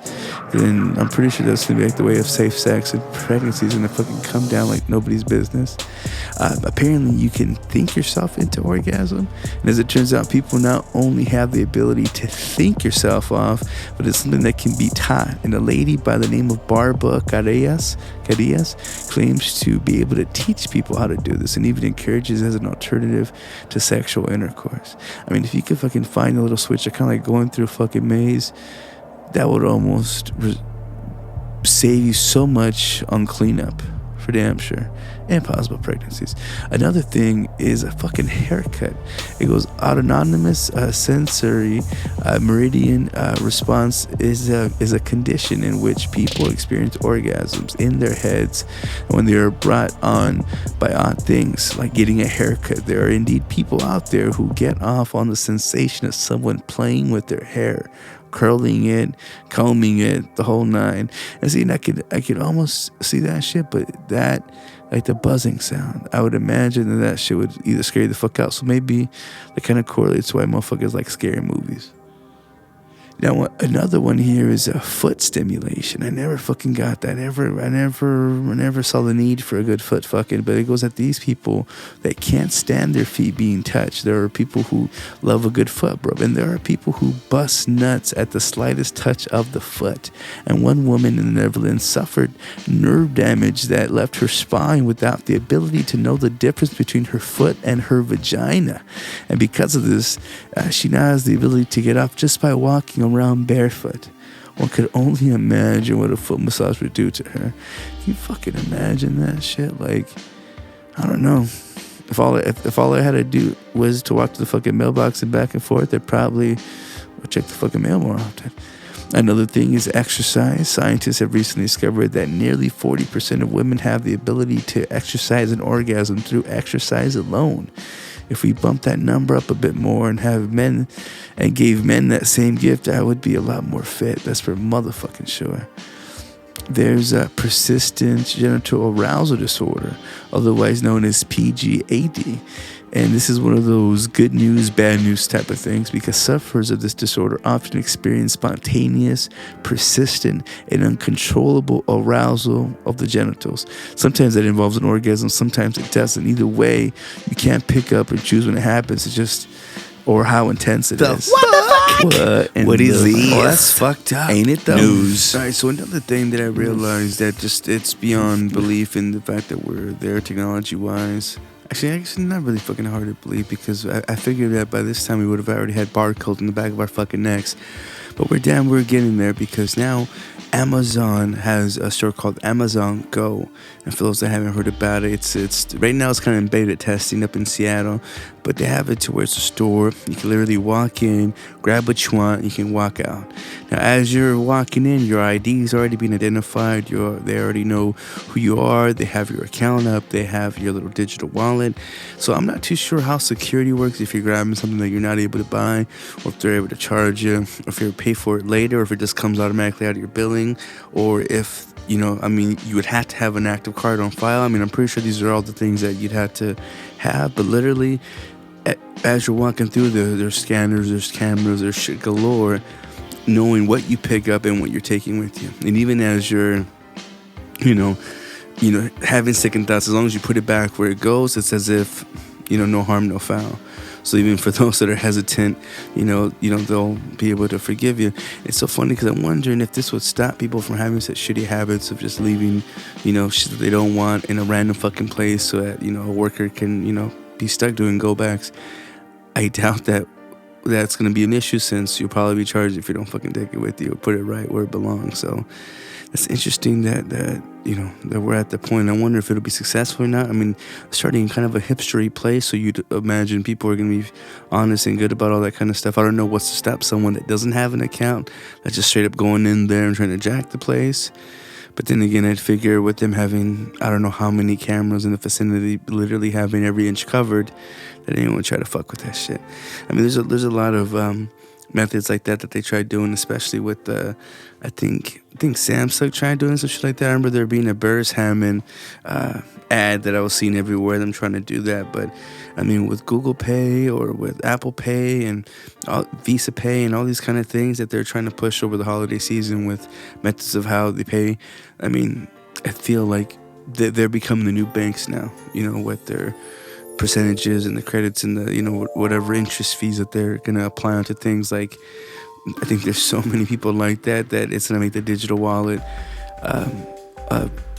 very it can be very dangerous as to how easily shit like that can be hacked. With the bullshit they're saying about fucking Russia hacking into the maybe possibly playing a role in the elections, having things be so sensitive and so vulnerable, can really make it be a turn for worse. It can make it super convenient, but it could just make it really fucking shitty if something bad were to pop off through it. Actually, kind of made a little list of just most notable web moments as far as where the technology is kind of taking us over the past year. Snapchat, for example, had the Snapchat spectacles. They dropped down, I don't know if they were in drones or if they just delivered them in random areas, but you'd have to, check your local city and location for it. And they're pretty much like these little dispense machines like you see in Japan with, these expensive ass goodies. And that was the only way you were able to cop one of these things. And those Snapchat spectacles literally look like fucking little owl shits, or whatever little ghost shit that it's supposed to replicate. And the glasses that can give you up to 30 seconds worth of footage. You can spread it along in 3 10-second increments. But they would sell out everywhere they had to go, and people would go fucking nuts for that shit. So that was a big deal. Verizon and Google, I'm not too sure if they merged it or if there are talks about it. They pretty much, Yahoo selling itself 30% less than what it was worth, probably about a year ago. But it's like $4.83 billion. So with Yahoo owning shit like Tumblr, I'm really curious as to how Verizon can implement that anyway, if there'd be any changes with that, because that's a pretty big thing as far as the blogging sphere. The Nintendo Switch, which I'm totally excited about. They're going to talk more about it in January. So in the new year, we'll know more about that. But pretty much doing what they do most, which is portable gaming. The 3DS and the DS are one of the most highest selling video consoles ever.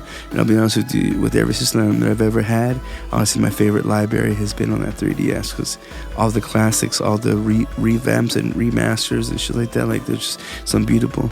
And I know they did a recent push on the Jimmy Fallon show, just kind of doing this media drops everywhere, especially since Mario Run came out. And I wasn't totally blown away by it, being a fan for so long, but having something on your phone that you could, easily burn 3 minutes on while you're waiting, whether you are living dangerously at a fucking red light or, you're actually waiting for something, it's definitely a great way to be able to enjoy yourself. So the fact that they have a one-time $10 price tag on it, really makes it worth it, and really makes it a video game investment. So I don't know, Nintendo's coming back in a big way. Hopefully it sells. I remember throughout the past year too, not too long ago, the big fucking creepy clown epidemic. People fucking doing these creepy videos, motherfuckers getting killed and shot over bullshit like that. I mean, I think the only thing comparable to that thing was with the fucking Pizzagate, and people being so caught up on fake news that, they went in there, shooting people at the fucking pizzeria, which brings me to my next bullet point, fucking Pizzagate, or just the fake news in general. Like, one of the things that, and who knows if how much of a hand it played while, gathering up voters, but we always were worried about having a fact checker during the debates, really believing what someone can say. I mean, even when someone leaks something, like, who's to fucking tell how much of it is actually true? And then, the only way we could really realize is how many deaths came after it, because motherfuckers were getting marked after those leaks, especially after Hillary Clinton leaks. Motherfuckers were getting marked.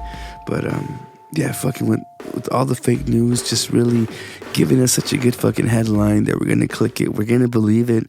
And it's way beyond the realm of satire, and things of that nature. Like, it's way beyond what you would have on your daily news. Like with was it Jon Stewart, and then Colbert, and then now this Noah guy. It's beyond comedy, and that's one of the things that just makes shit all the more alluring. Where really, you can't believe everything you fucking read, for damn sure, and who knows how they can still arise, because you can have three, like, normally back in the day when we did fucking book reports, you'd have 3 resources, something like that, 3 credible resources. Now it's like, you get a hot tip, or you see something on Twitter, you're gonna need to run with it. I mean, or what if the 3 publications that are posting shit don't know shit about it either, but once again they saw the same tweet or the same heads up, and it's the blind fucking leading the blind, with just kind of some bullshit, which in which case is what kind of makes the new Facebook Live feature semi-cool, I guess, as far as how many deaths and fucking police brutality bullshit that it's caught. I mean, I used to hate the fact that people will be on that shit all day, or be on it randomly, or fucking doing a goddamn Periscope session where they just record themselves just BS, and to see how many people they can get to chime in or to watch them live. And like, who the fuck do you think you are to have that kind of publication? But I mean, that's the beauty of the social media outlet, and I definitely feel like Facebook's gonna just kill Periscope with that function. Same way that fucking Vine pretty much was killed due to Twitter's unnecessary need to keep them alive.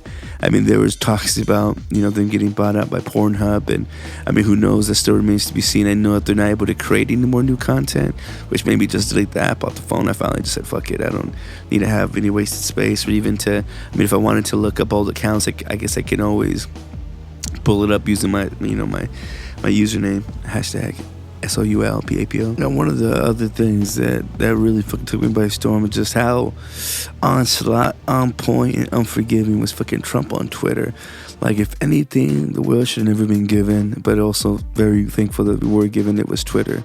Like I said, I'm still gassed up over one fucking retweet I had by fucking Robin Thicke, which, by the way, shouts out to his old man, passing away this past week too. Alan Thicke from, I can think of Growing Pains.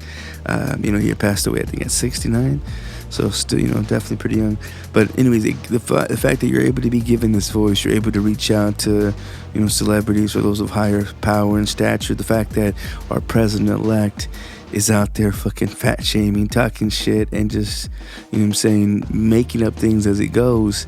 Kind of a scary thing, kind of a thing to where it's, it makes me really wonder how the future's gonna be, and how many non-fucks we're gonna give in the whole display. But I mean, really, you can be who you want to be, no matter what that is, no matter how misogynistic, or you could be just pure and get off on your speciality, your individuality. Same thing for like this lady named like Lily Singh.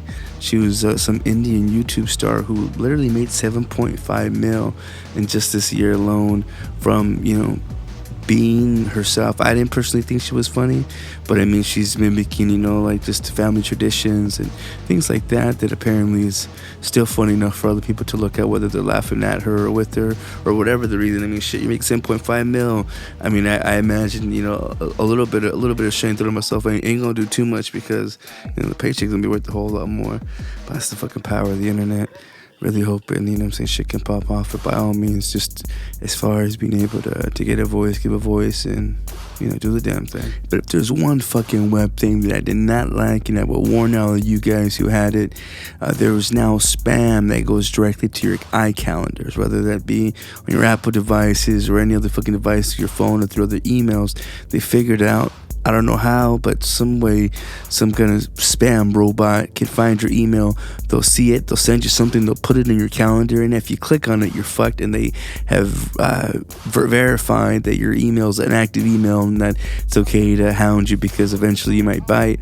So you definitely, and there's instructions on how to be able to delete that shit, but do not click on it. I have yet to touch mine, but I mean, it's ugly to see some there, like, you know, as a notification. So definitely make sure you proceed with caution. You look up the methods and how to do so and how to delete it without actually touching it or, you know, activating anything. So be careful on that. That's one of the, you know, first world problems as far as inconveniences go, but definitely watch out for that shit. And it wouldn't be a year in review if we didn't kind of look back at all the fucked up shit that happened from some of the, I mean, and actually I can't think of much high points. I mean, personally, got a home, have a new baby on the way, very thankful for that, very scared for the future. But, you know, as far as like some of the fucked shit that happened, I mean, we had, and this is Zika, which is one of the things that scared me about childbirth, only because I know it was just in Brazil, but it was just a matter of time for it to, you know, cross over here. And if, you know, if we got motherfuckers like Justin Bieber, you know, sleeping with top-end prostitutes out there, I'm pretty fucking sure he's gonna bring that back to your local tween, and Lord knows how many dicks that bitch done suck. So just one of those fucked things that just, what can you do? Same thing like with ISIS. I mean, they're gaining more and more popularity, especially just with the term events and, you know, being disenfranchised and all that other good shit. So now with a new turn of power in the White House, I mean, I can just imagine how more people are going to be offended, and it seems like almost we're going to be embracing like a bullying culture. So I can just imagine that shit popping off even more. Lord forbid, but, you know, fucking A. Another thing, especially causes of that, is the European migrant crisis. I mean, from all the motherfuckers in Syria spreading out, and even that causing a little bit of shell shock in other countries as well, because you're wondering what kind of ties do these people have. I mean, a lot of the time it is just people running for sanctuary, but I mean, everyone has its influence or has had its influence. And then you look at shit like, you know, kind of referring back to that shit of terrorism, what happened at the Pulse nightclub shooting in Orlando, Florida. I mean, whether or not this dude was really gay or just trying to, you know, let off on shit and, you know, might as well use his namesake in the name of Allah and whatever the fuck else they represent. I mean, shit like that really showed a fuckalage of shit that just, you know, couldn't be ignored, and definitely made the majority of the year and kind of kept people on their toes for a lot of it. So I don't know, a lot of it was ridiculous, especially the U.S. presidential election campaign. It seems so cartoon and so far-fetched, but I mean, it's exactly what worked. You know, it was effective. Just how whatever the bullshit from Flint in Michigan, the water crisis they were having, it being like damn near mud and fucking gook, like that shit. I mean, who knows? You know, the grand scheme of if that shit was purposeful or how long it's been going for. I know here in Arizona, the fucking water is harsh. I never knew what the fuck that meant. I've been used to it all my fucking life. But especially in the little area that I'm in now, like the water is, I guess, hard apparently, and it's not as soft. It's about like water softener, and you know, and my Jew ass, I'm like, no, nigga, that's enough. I'm good. No, I don't want to. No more spending. But I mean, you can't do that. You can't really go without. But another big thing that really took part of the better part of the year were all the fucking celebrity deaths. I mean, mind you, these are just celebrities, but I mean, they shouldn't not be people. You know, I know some people that get idolized too much to where you kind of would want to disregard them, or at least I would. Like, for example, David Bowie, who was a big influence, who, I mean, you can say inspired the fashion sense of Lady Gaga. However, I will say her name is inspired by Queen, so, you know, I don't know, it kind of evens out. And the fact that he was on Under Pressure probably made that, I mean, not the fact that he was on it, but it was one of my favorite songs, so that's the only reason why I will acknowledge this guy. I don't know if he fucking blew Freddie, but, you know, who knows. Another one that we lost, and he was not a native here, but a Arizona, Phoenix local, was Muhammad Ali. He just passed. Fucking Prince, just one of the biggest, grandest, to me, most righteous folks in the business that I've ever had the pleasure of hearing from or hearing. Another girl, the Juanita Christina Grimmie, whatever the fuck her name is. She was up and coming. Leonard Cohen, who had been in the game for I don't know how fucking long. Gene Wilder, you might remember him from the original Willy Wonka. I forget her name, but the mom from the Brady Bunch, God bless her, she was a wild bitch. She passed away. Speaking of mamas, the Doris Roberts, the lady who played was it Everyone Loves Raymond's mom? Gary Stanley, fucking very big in comedy. Gary Marshall, I can't really think of movies that he's been in, but I guess he was last seen doing the Brooklyn Nine-Nine, which I didn't know that shit was still going with Adam Sandberg. Sir George Martin, other celebrities that I wasn't too familiar with, but I heard of, especially through racism shits. Merle Haggard, that nigga fucking finally passed. Speaking of niggas, my nigga Fife Dog from fucking oh shit, hit it too hard. Tribe Called Quest. Sharon Jones, she was big into the gospel. Or I don't want to say she was just R&B. Leon Russell, Gene Alexander, motherfucking the bitch you put the parental advisory rating stickers and all that shit, Miss Nancy Reagan. Oh man, Dave Mira, who I know he had his personal fucking fights with, just, you know, mental disability. Who else? There's a lot of people that I don't recognize, can't put a name on, but I'm scrolling through so many tabs. Fucking China, aka Joan Marie Lauer, that was Arizona versus Bootang. Like I really feel bad for that. Fucking Anton Welchin, he was playing, what was this role in the new Star Trek movies? I forgot who he was being in replacement of, but that nigga passed. Speaking of little ones, Kenny Baker, the guy who was in the R2D2 shit. Alan Rickman. Oh my god, I forgot about Alan Rickman. You might remember him as he was one of the professors in Harry Potter, but I remember him playing I think he was Michael, or he was some kind of archangel in the movie, in Kevin Smith's Dogma, where he played the voice of God and shit like that. Fucking had me going on. But yeah, there was, you know, we lost a lot of people. Some of grand influence, you know, others just, you know, because it was their time. You know, not every death was tragic. Not to say that someone's death wouldn't have meant something, but a lot of times, I mean, it's your time. And I feel like if you were born in 1936 and you made it up until now, I'm pretty sure you lived a full and very long life. You know, I would imagine from coming up of those ages, you literally seen the rise and fall of so many things. I mean, I've probably, I just out of curiosity and what advancements there's going to be, I would want to continue forward. I'm one of those types to where I really do not mind, you know, or I'm not scared of death. You know, once that time happens, I just hope that I could have done enough.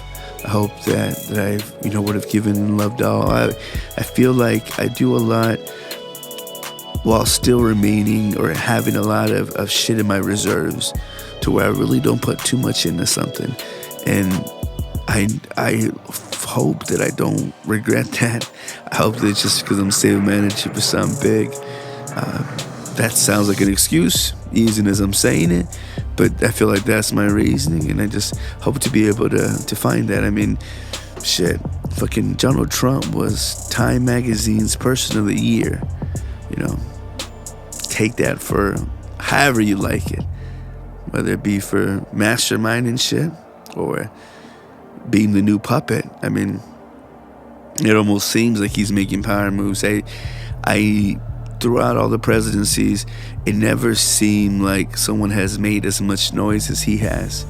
And that's saying a lot, because it could be because foolish people make the loudest noise and the wisest man is the one that's quiet. But I don't know, like when Obama jumped in, and it could have just been animosity from the fact that we have a mixed race scat, or people don't even see him as mixed, they just see him as black, or whatever the thing was. When he was picking his cabinets, it didn't seem like it was making as much noise. Like, I'm still perplexed if it's just my memory that's failing me, or it's because Trump has become like a key word in a search engine and shit, to where for some reason when it comes at you, it's in bold and it's compressed and also at the same time amplified, and I can't explain it. I really, really can't. But it feels like every move that he makes is fucking loud, and if he's just barely taking baby steps right now, I can't imagine the thunderous bounds that we're gonna be around when this thing starts leaping. Really think about that. So as we kind of, gear towards the end of things and know that there is just a whole lot of shit up ahead, let's be patient. Let's be still. Let's get a moment of silence, while also giving dedication and sacrifice to the gods in hopes for favor, and that they, look upon our sacrifice with great favor and hopefully give us blessings. So I think it's about that time for dedication. All right, so as much as I'd want to give, dedications and praises to both my baby mama and future wife, I have to throw a bitch in the fire, because that's what they did back in the day. They would, sacrifice virgins, and I realized very quickly that a virgin is too good to sacrifice. So you gotta, give the creme de la creme of the whores. And I think I found one of the creams that definitely rose to the top. And a couple of these images I went to get, they're coming from Chive or Chive, whatever the fuck you want to call it. And they found this girl named Della Temple, DellaTemple. She's 25. Apparently she's a comedian. I'm not too sure if this bitch does cosplay, but she definitely, sluts it up for the Vine, or for the Snapchat rather. And I saw a screenshot here of what I'm assuming is her Tinder, because it has her name Della, her age, and some kind of indication saying that she's less than a mile away. And in her description, she says, "I'm a comedian. I'm in Texas for the next 30 days," which definitely lets you know she's looking for dick. But she warns you, if you wear fedoras, those paperboy hats, Oakley sunglasses, polka shell necklaces, have the haircut where it's completely shaved except for a small bun on the top, wear jeans with studded pockets, cowboy hats, or have tribal tattoos, it's not gonna happen. Oh, and I'm 5'10". So, right out the tops, she's looking for dick, and she's a tall bitch. Can you handle it? Now, there's you can look up her Insta, but she just has very funny videos where it almost seems like she's slutting up because she's showing off her ass, and you see it slowly panning, and then you just see her with the fucking that makeup mask that just makes her look like she's wearing blackface. And I saw one of her tweets here at the Della Dream. It goes, "My phone has a glitch where even if I respond to a guy's text message, it also messages his ex-girlfriend a get back together signal." And that just lets me know that she probably just holds it up a lot and she catches motherfuckers on the fence. So she's very unashamed of herself, very, lets it all hang out. There's a text that she screenshot of her mom, where her mom, or I guess she texts her mom. Oh no, I guess she texts. I can't fucking tell what, because the green usually means that, they got a text from. Okay, so she gets a text from her mama. "You want to get drunk and ride go-karts with me at the Shenanigans?" This bitch is saying yep. And it just, if you just see her, man, like I said, she's definitely, well endowed and, kind of funny. I can't knock that she's a little bit funny. One of her, I'm guessing this is the Della Dream, or the Della Dreams of comedy. She has a screenshot here when you have to strap your furniture down with the sex harness. So she just, like I said, she's out there. She's definitely bonita, pale as a soulless bitch can be. I tried listening to her stand up, and I'll try to put a link to her YouTube page.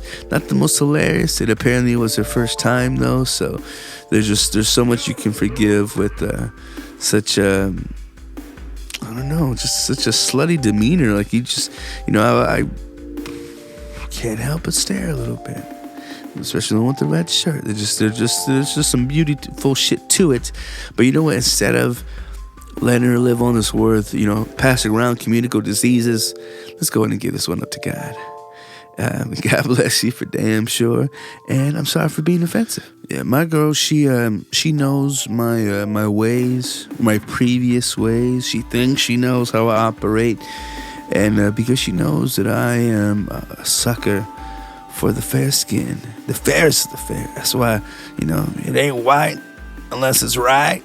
Some bullshit. She really gets offended when she sees white girls or a white girl in my presence. Like I had to keep my eyes straight locked on her so she knows that I'm not trying to glance. I didn't even think about being white. I think it's just I like porcelain skin. There's a reason why. If I was any more of a weirdo, I'd have porcelain dolls all over me. Oh yes, but. Real talk though, that's all just cosmetic bullshit, and I really feel that if you have no soul, if you have no essence, no substance, that there's really not much use for you. And anything that's just based on cosmetic appeal, it's literally for that moment. And I think that's why hoes get treated the way they do, and why if you're deserving or at least appreciated in such ways, then people will go above and beyond for you. And I feel like that's really reflected, and one shouldn't just survive off of that, but take that as blessings. And even as we move forward, and I'm not too sure if I'll talk to you guys before the end of the year, since like I said, just a few days out before Xmas, and I really hope that in this new year that we can continue forward, hopefully hand in hand with one another, love who you're with, and embrace all that's around, and really try to live it up, not at the expense of others, but all your own adrenaline and will. May we ride upon ourselves, and and do what needs to be done. Do what thy will, and definitely love, because that's above all the most powerful thing. Ultimately, what's going to conquer all, and depending on what you love is what's going to throw your ass in whatever situation that you might find yourself within. So, and I hope to be a little bit more active this upcoming year, especially since I'm expecting. I want to show off my little bundle, and unless he comes out dark or retarded, because if he is, then you won't be seeing me at all again. But I definitely though want to say what's up to y'all. If y'all say what's up to me, I'm gonna try a bit more efforts, and I'm hoping to be able to link out with Verse here before this end of the year, because we're supposed to have our mandate, and that's where we, like a couple, schedule. When you have to schedule when you're gonna fuck, we're gonna schedule and say, all right, motherfuckers, we really have to see you this time, this date. Let's do this, let's do that, let's be fags, let's get there. So if y'all want to reach at me at SoulPapo, SoulPapo on pretty much most to all social medias. Always, email me at soulpapo@gmail.com. If you want to become a producer of the show in any way, you can go to patreon.com/SoulPapo.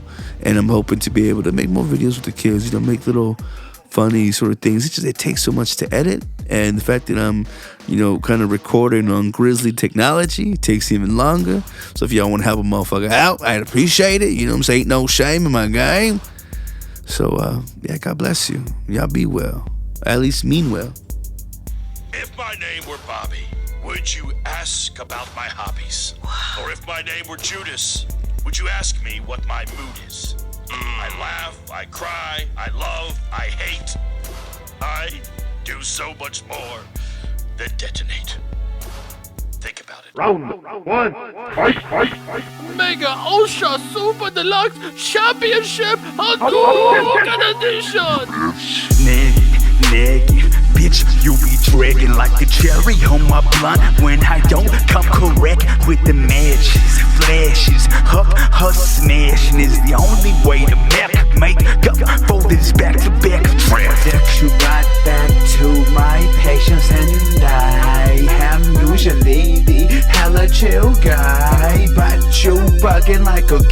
who keeps asking why? Bitch, you got some explaining to do, so ho, please don't take this as being broke, but That's not your job. Then why do you do it? Because you're stupid. we all gotta do what we gotta do, right? So I'm finna get it till I take what is mine. Just like a little kid, it's all about high. Fuck you, every single motherfucker that gets in my way. Gonna be blessed by the crosshairs grace.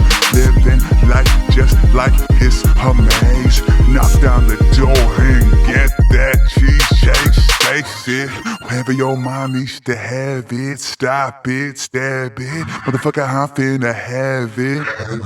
Havoc.